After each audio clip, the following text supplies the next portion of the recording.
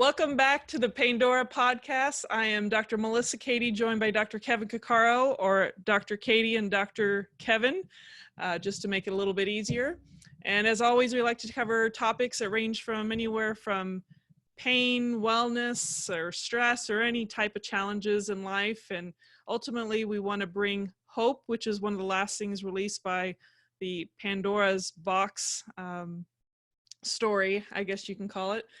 And so this time around, I think we would like to touch on a little bit regarding something we mentioned in our last episode, was this idea of beliefs. What do you think about that? Sure. I think you should just start off the whole conversation because you're just up and at 'em about the belief system. So I'll chime in. Well, no, it's because we were ending in that particular episode. We were talking about definition of better, like being very clear about better. And then we kind of led in, as we always do, led into these other topics about why are people doing the things that they do. And it seems so strange. You know, you're on one side and you're looking at a group of people going, they're absolutely crazy. And they're over there looking at you and going, you're a total idiot. And really to get an understanding of why people do what they do. And especially if they're doing things that you think is absolutely crazy, you got to take a step and look at what their belief systems are, because none of us, except for a few, are what we would call crazy. We're all human. And what your beliefs do is they provide a set of filters and lenses and perspectives through which the world is filtered, which then guide you on your choices on how you behave. So beliefs are integrally related to our behavior. And so if you see someone doing something, you're like, this makes absolutely no sense. Rather than just thinking they're crazy or berating them over the head with a stick or saying, trying to push more information, take 2 or 3 steps back and say, what do you believe? What do you believe is true? And just leave it at that. It's particularly relevant. My fascination with beliefs and belief systems started because of pain, because we know it is a risk factor when you're looking at people with worse pain and longer duration pain is what you believe to be true about pain. But it also impacts how we deliver care. And so I was doing some work with physical therapists, and a common refrain, this is pretty common with a lot of clinical scenarios, but it's the physical therapist I'm remembering specifically. They're like, well, I hate working with chronic pain patients because they don't ever do what I want them to do. I say, do these exercises, and they come back and I go, did you do the exercise? And they say no. And they're like, they just are lazy, or they don't want to get better. And talk about judgmental folks. It's very few people want to get better. But really what you need to do is ask, what do you believe? Or what are, like Sharna Prasad, a friend of ours, what are you afraid of? Because that can pull out some of those beliefs about pain. Because if you believe that pain equals damage, and when you move, it hurts, i.e. you have pain, and you don't have a trusting relationship with whoever you're working with, and they're telling you to go move, I can pretty much guarantee that if you strongly believe that, and you had a lot of fear associated with it, and you were convinced that your spine was disintegrating because someone told you you have disintegrating disc disease or something, then it is highly likely that you wouldn't do those exercises either, because it doesn't make sense. You'd be violating those belief structures. And so being able to step back, look at people's behavior, not view them as crazy or what are the other horrible words that we use? A non-compliant is a good one. Malingering is another good one. They just don't want to get well, that kind of stuff. Rather than making those kind of judgment calls, a step back, well, what would they have to believe in order for them to do that action? And then even better, ask them, what are you scared of? Or what is preventing you from this? Or what would you need to know in order for you to do this, to feel safe and comfortable to do this, whatever this is? So beliefs are really fascinating, really, really fascinating. Well, it's one of my friends, Mark Milligan, he's a physical therapist. He says every time something about beliefs comes up, it's like, people die for their beliefs. You realize that. We cling on to them in a way that they're so, and sometimes patients don't recognize that this is a belief issue too, because you accept it as the reality and the truth, because that's either how you've been taught or life is presented things in a certain way to you, and that's how you interpret it. But in general, your belief systems are, I think of it as this unique, when you think of the brain as this it's not necessarily a static thing, but there are pathways that we've been running, or certain patterns that we've been running in our life. And there's all kinds of scientific things. You can get all technical beyond my expertise, but the more, kind of like what you've said in the past, is that you sometimes will pick out information to support the belief you have. And this happens in medicine too, with, people pick out studies that support their side versus changing their own belief, or kind of looking at the opposite of what they believe, and really step back and see the big picture and maybe question their own beliefs. I think there's a lot of I think it's a fascinating part about the human brain, is how we can support our own beliefs, even if it may not be the truth. And the fact that we keep running those patterns, and we keep driving that pattern deeper and deeper into the core of who we are. And so that belief system is driving our behaviors and how we're responding to life. Those are things that I think a lot of people don't talk about, but that's a huge component on how people deal with challenges and the kind of resilience they have based on the beliefs they have. Well, probably one of the most dangerous things in the world is a belief that you can't really examine, like an unexamined belief that you cannot examine because either you're afraid to or you're unwilling to. That's where the danger comes in. Or like the money you receive has a lot to do with, or anything, or the God you believe in, or the idea about a people, or whatever. But being able to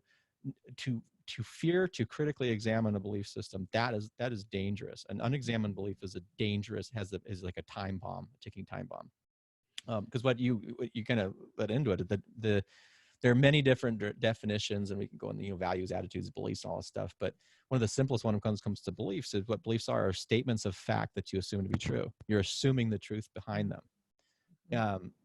And it is not that beliefs are bad, by the way. Beliefs allow us to navigate the world fairly effectively, definitely efficiently, and sometimes effectively. But the difference between a belief and fact, this is actually crucial to understand, is what you believe is assumption of truth. A fact is actually a demonstrable fact. That is, the word true gets a little bit tricky, but it is a truth. So 5 + 5 is 10 would be a fact. That you believe it is 10, if 5 + 5 is you believe it to be 10. Actually, there's the belief that it's true, and the actually fact is true, and they overlay. But that doesn't happen all the time. Right. The difference between like truth is, it gets a little bit interesting, because you have fact and then you have belief, and then truth becomes how we take facts and we filter them through our belief systems to find out what is true for me. Yeah. It may not be true for you. Yeah. So there's another, you can see I love belief systems, and I love categorizing things, being able to pull this stuff apart so that we don't put it in this, spaghetti mush. So you have to be able to, what's the belief? What's the fact? What's the truth, which is that fact filtered through the belief. But beliefs, one of the other dangers about beliefs, and particularly belief systems, again, how they drive that behavior, but beliefs actually protect themselves. So our belief systems are designed, just like the brain, is to make sense of the world and keep us alive, right? How do we make sense of the world quickly and keep us alive? And beliefs are one of the ways that the brain uses to do that. They're like these heuristic structures that allow us to process information, make sense of it in the truthiness of our world, to devise an effective response quickly, really, really fast. And because of that, if your belief systems were not kind of providing the stable framework for you, not only would you be in an uncomfortable place, but you would be flailing in the wind. You'd be watching the QVC network and you would be bankrupt, because every time someone came on, you would buy whatever it is, because you would have no kind of stable ego. So I don't know. So it's important to remember that beliefs are important. Like, again, we always are talking about, we can't diseaseify this stuff. It's not things are not good or bad. They're there. Let's understand them. And beliefs are neither good or bad. The problem is if we don't understand, or at least are not unwilling to, or we're unwilling to examine them. So, the belief itself provides a way for you to navigate your world, but it's when you let those belief systems become so rigid that that you're not willing to let them, to flex them and to challenge them. But even worse, if you're not willing to even look at them, right, that's where the problem is, and you're not going to change. Yeah. That I have to bring up an example, and it can be emotionally charged for anyone, I think, but I'm always fascinated by, especially because of how now I have my own, everyone's got their own beliefs and whatnot, but I feel like when it comes to race, I always see it as everyone's human. Like, we are Homo sapiens, and we are all look differently, and we have, and for me, different colors of skin. I see it as melanin or melanocytes and their capacity for creating melanin. Like, to me, I see it very scientifically as we are all human, and but then you see the world and how there's blemishes in history of just how we've treated people as less than, and the egos, or really sometimes from places of fear. And I bring this up because I was at a conference recently that discussed, it was one person that raised her hand. It was a really raw discussion, and really in a very safe environment where people of all different colors and races were there. And there was one Caucasian, light-skinned young lady who grew up in the Midwest, and she told the entire audience, she said, I see someone up there and who's darker than me, and all I feel is what I've been taught throughout my upbringing, and I feel these feelings, and I don't like these feelings, but my brain tells me. And this is someone that's willing to examine their belief system. And I literally had tears in my eyes, because I felt the struggle she had, because she doesn't want to feel those sensations from the belief systems have been indoctrinated within her. But she was in this place where she can tell herself, she knows this person is a good person, but her just unconscious reaction to people has been really from her upbringing, and she doesn't like it. Like, she doesn't want that sensation and those feelings. But for her to admit that, and to examine that, and to be brave enough to speak up and admit that that's what she struggles with, it was incredibly brave. And but I think it's really a big topic that really confronts that issue with beliefs. Any thoughts? Well, I think beliefs underplay pretty much everything. Yeah. Right. And but what I love about that story, and what you kind of brought the light about it, is if you at least have to be aware of it before you can start addressing it. Mm-hmm. Right? You can be aware of it gradually, or you can be aware of it in trying to challenge and becoming more mindful of what your belief systems are, or you can have a catastrophic thing occur in which your beliefs get shattered. And that becomes, that's pretty distressful. Like, you kind of imagine, beliefs provide this, again, the structure of who you are. So one of the things I've been playing with is the difference between values and beliefs. And values are like these core principles that you hold. Like, they're kind of nebulous. You may believe in truth, you may believe in fairness, you may believe in equality. But then how we contain that value that provides a structure to that nebulous form is a belief system. And, so if we're not, at least aware of that belief system, how we express those values may be very, very different. Right. But once we know what the beliefs are, then we can start adjusting them. We can start, bending them, We can, instead of looking at like an oak tree, we can start taking it like, a willow, where you can bend the branch and kind of tie it off here. And then we start shaping that into a way that actually maybe optimizes those values that we have inside. That does bring me back, though, to when you're working with other people. And one of the things that you can do, again, whether you're a clinician or whether you're just a human being, is if you're having problems with beliefs, is to, again, take a step underneath what the beliefs are and start identifying those common values. Because if you can find what the common value is, that may also help you understand what that belief lies. So in our charged political environment now, where it can be so difficult to have a discussion with anybody, being able to step beyond the belief of what you believe to be true, to say, what do you hold true to yourself? What are your values? So, maybe people may have the same value of fairness and equality, but they may express it in completely different ways because of those belief systems. But if we can recognize what that core value is, then it makes sense of the belief. And then we have at least a place that we can start together and sort of, rather than hitting those hitting that cage of beliefs that are surrounding it. So should I call you Philosopher Kevin now, or what? How about philosopher? What would be your other name? I would say I like doctor. If you go to the root, doctor's a teacher, right? And that's who I see myself. And if you kind of combine the two, that's the other thing I like, is like to pull up the root of these words. Doctor, the original Latin is docere, which means to teach. Physician is a little bit more kooky. It's really different, how to pull up the Latin on that. It's all over the place, and there's two different definitions. But the one I choose is to heal. You are a healer. So I'm like, if you're a doctor and a physician, you teach to heal, and that seems to make a lot of sense. But I like to think about this stuff because I like to understand the stuff. Yeah. Like I don't like to feel. I guess it all comes back to control, right? That we do this stuff, and I want to know why. Why is it that I do this? Why is it that this person may be doing that? And so and again, it will always for me come back to pain, because that's what started this whole thing.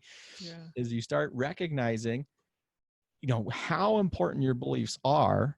Going back a couple podcasts ago, how important your beliefs are to an experiential category, what you experience on a day-to-day existence. And then as well, how then, when we know that there are areas with our beliefs that are rigid or stuck or maybe confining ourselves or not expressing our values in the way that we want them to, well, then how do we start molding those belief systems in a way to facilitate that change? So I spent a lot of time. It's now that's really hard, by the way. So changing beliefs, or even working with somebody to change belief systems, is extraordinarily difficult in the best case scenarios. But it's really meaningful stuff. I mean, it's really meaningful stuff. Well, we both had to go through, our belief systems that had been taught to us, and having to shift into a different gear to recognize that we need to be helping or teaching people about pain in a different way than what we were originally taught about pain. That was a huge, I think that sounded like one of your first encounters with belief systems and shifting. Am I right? Or? Oh, no. When you challenge and you're rocking somebody's belief system, that is really uncomfortable. Like it is super scary place to be in. And actually, I'm glad you brought that up, because I probably have not thought about that or really been aware enough of that in some of the things that I do, because when we know this integral relationship between belief and pain, and specifically, what you believe to be true about pain, and then when we're in this kind of world where we're trying to educate, to mold, to bring forth from within and mold around these core beliefs in a lot of situations, because there's different layers of belief. There's, experiential beliefs, possessive beliefs, and there's identity beliefs. But we're molding. The closer you get to that identity, the more that we can, that uncomfortableness can kind of surface. Mm-hmm. And if we're poking around in there, that can be a really scary thing. So we need to do it with empathy and compassion. But number two is you need to, while you're kind of working with one belief system that may not be, again, a belief system that maybe is not helping people the way that they want it to help them, right? We know that there's a problem there, or something is kind of obscuring or is preventing an outcome that's desirable for everybody. Is we also say, well, what are the beliefs that they need to step into? Like, 'cause you can't pull away everybody's beliefs. You have no beliefs. That is a place that you don't want to be in. For my personal experience, when I was going through my kind of pain existential crisis, that's what was occurring. Is because I had these values of what I wanted to do. And then I was looking at what I was doing. It was complete disagreement with, with those values, and the beliefs weren't aligned. And so those beliefs are being shredded, but I didn't know where to step into it next. And it was awful. Like, cause now the panic attacks are starting and the insomnia is horrible, and you don't know who you are. And when you don't know who you are, the world is really, really scary place to be. Yeah. Cognitive dissonance. Oh, yeah. Yeah. That was another thing. You start reading on cognitive dissonance, and I'm like, oh, I remember going through that and that and that. And that. Yeah, no, just for the listeners, cognitive dissonance is there's a fancy, big, long definition you can find somewhere, but in essence, it's when your particular belief system is being challenged, and it creates a sense of it's a very uncomfortable feeling, and it's kind of a form of a pain and way that people want to avoid it, and so many times people don't want to process that feeling of moving through this belief that you had, that you may be recognizing may not be all that true, or at the very least not being helpful for whatever you're going through.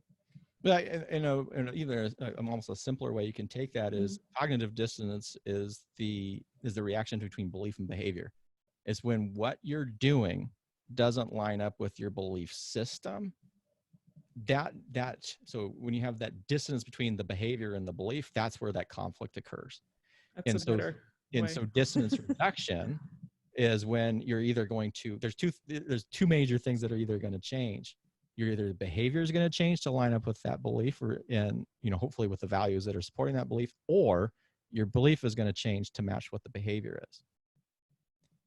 So from dissonance to resonance. Dissonance to resonance. It also gives you different ways. So there's different ways that you can start working with belief systems. One of them is behavioral based approaches, where you actually work into the behavior. That would be the kind of the fake it till you make it. And so as you do, then you start pulling on that identity. And the other one would be more the belief, the awareness of the belief, and trying to change the belief behavior. Which one is more effective? Which one's more challenging? Some people would say the behavior-based approach is a little bit more sense. But anyway, that's it. When you're doing things that you don't believe in, and that feels really uncomfortable, that's when you're going to be experiencing that dissonance. So if you think you're a truthful person and then you lie to your kids, that upsetness, the more upset it is the more that you have created conflict between your behavior and your belief system. Yeah. No, I think that was a great, concise way of stating that feeling. And I think everyone at some point in their life might have experienced some level of that, that people can relate to. So nice. It's natural. It's another human thing, right? And that's how we learn and we grow and we change and adjust. Yeah. You got to be able to ride that wave, though. That's right. You're sailing your ship, man. That's right. Through the ocean of life. Yeah. Well, I think that was a good episode. I hope you guys out there got something useful out of it. But it definitely is. It's a place to think about and to put some thought. Is what do you believe to be true and why? What is the basis for those beliefs? And then the other part, again, to step beyond that, is simply what you value. What is it that you value? What is important to you? Truth, equality, fairness, whatever. And then is that being expressed through your belief systems effectively? Nice. Nicely done. Yeah. Favorite topic. Okay. Well, your outro, is it me or you? Well, I'll take it today. Go ahead. All right. Thank you. Well, all right, everybody. Well, thank you for joining us on the Paindora Podcast, where we talk about all these interesting and complex issues and hopefully provide you some insight that you can take and use in your own life. Thank you to Dr. Melissa Cady, my co-host here on this wonderful show. And for everybody else out there, stay well. Bye, y'all.